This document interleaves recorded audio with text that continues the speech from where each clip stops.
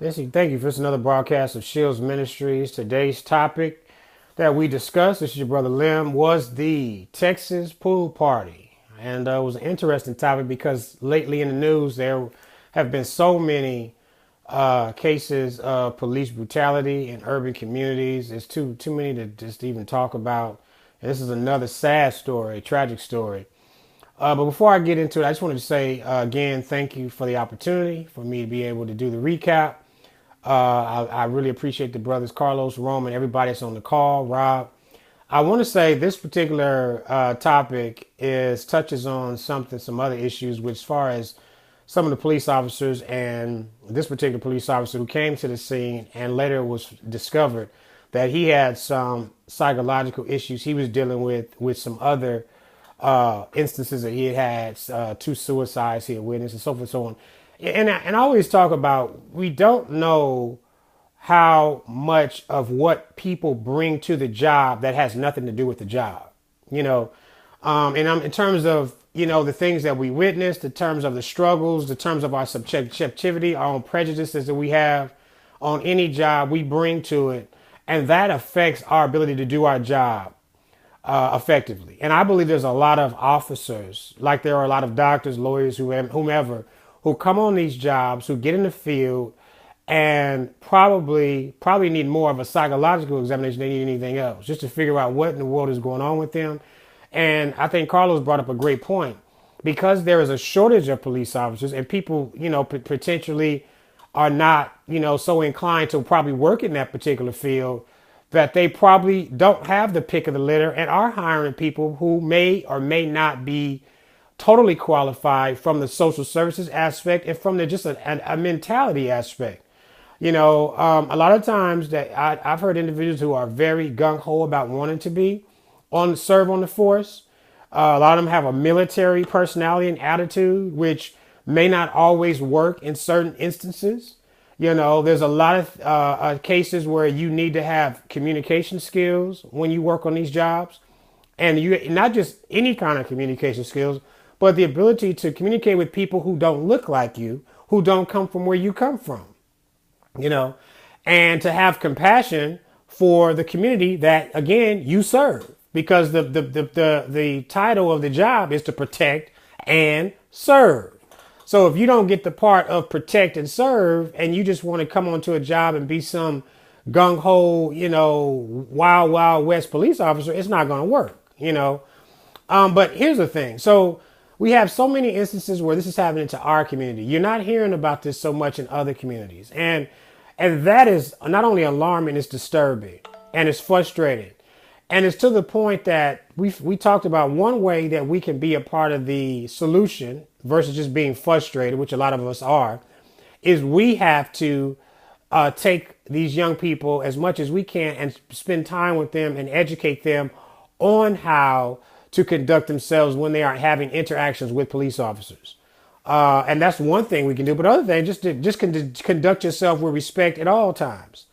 And some of the things, and give them some of the knowledge that we have from the experiences that we've had with police officers in the last 10, 15, 20 years. And then to let them know that even when you come across someone that you can tell to some degree that they're dealing with some personal issues that have nothing to do with this situation, when people are overly committed to enforcing their authority, a lot of times that has nothing to do with this situation.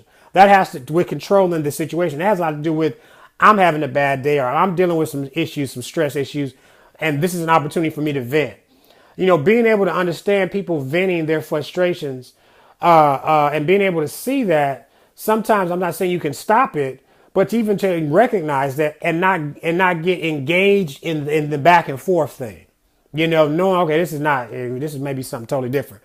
And a lot of times young people don't see it. They just see police officer and all of a sudden it's like, okay, either I'm going to match the combativeness or I'm going to kind of withdraw.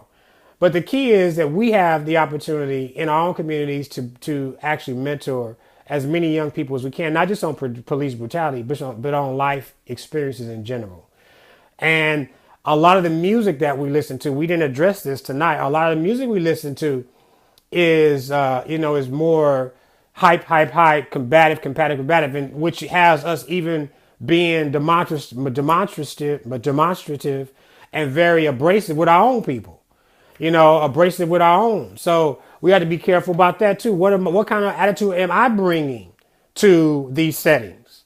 And a lot of times, I said this in the session we had tonight. A lot of these people are scared to come to these communities, to just be real. They have I like the word social engineering that Brother Rome brought up. They've been socially engineered to believe that all black communities are this way: abrasive, combative. You got to be careful. You got to be on point. You got to pull your gun out, then talk. All of them are shooting police officers or trying to shoot each other or whatever. So they're seeing these social stereotypes on Fox. I'm going to say Fox and other news broadcast stations, where the only types of images that are being shown of urban communities are brothers jumping out of windows, high off crack, sherm, right? They're showing the worst parts of the community, the worst. You don't see the other parts where the kids are graduating on time with, and are competing in national spelling bees and are getting education and are excelling. We don't see as much of that as we see the black on black crime, which I'm not saying it's not there, but that seems to be more of a push to show those images than there are to show the community actually excelling. And there are times when we do get it right. I'm asking, instead of showing a skewed version of the news, show the times that we do get it right along with the times that we don't. At least give us a balance. Give the people a balance so they don't just say, all black people, you got to clutch your purse. All black people are gangbangers. All black people sell drugs. All of them are having babies and on welfare. That's not true. So they want us to always say it's not true that all police officers are not participating in brutality. All black and brown Hispanic communities are not violent.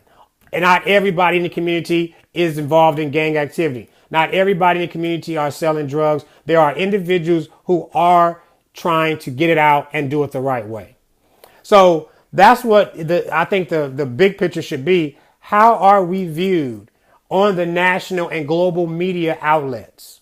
You see, that is a big determining factor on how we are getting treated by police officers, by other communities when we go into their communities, when we go into certain stores, when we go into affluent neighborhoods, we are getting treated based upon the subconscious social engineering stereotypes that are being projected by the media and newspaper outlets.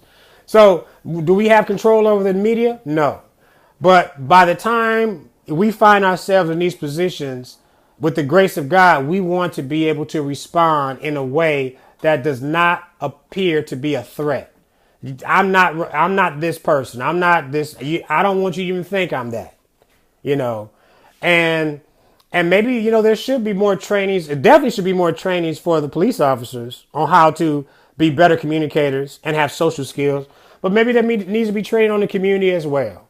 When you are interacting with police officers, we need to know how to communicate as well.